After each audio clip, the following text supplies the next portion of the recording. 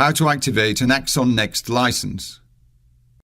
There are two ways of activating your license, depending on whether you have paid for it.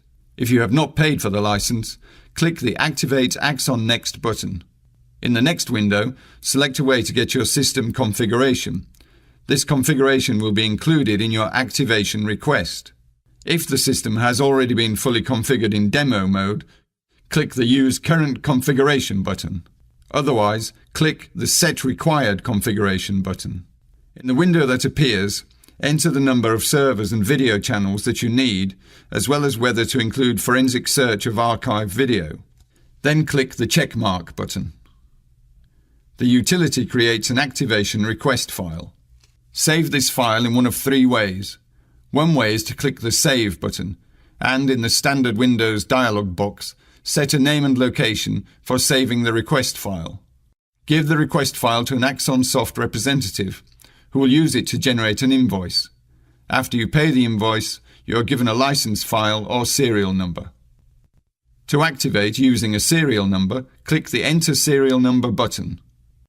In the following window, enter your serial number and click OK.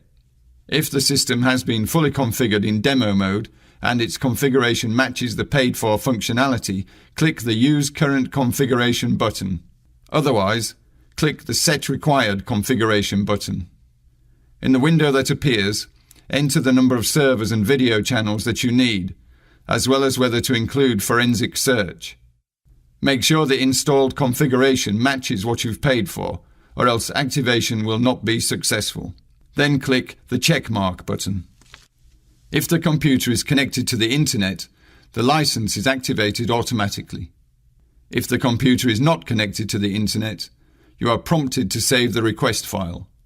Give the activation request file to an Axxon Soft representative or generate a license file yourself on the licensing server.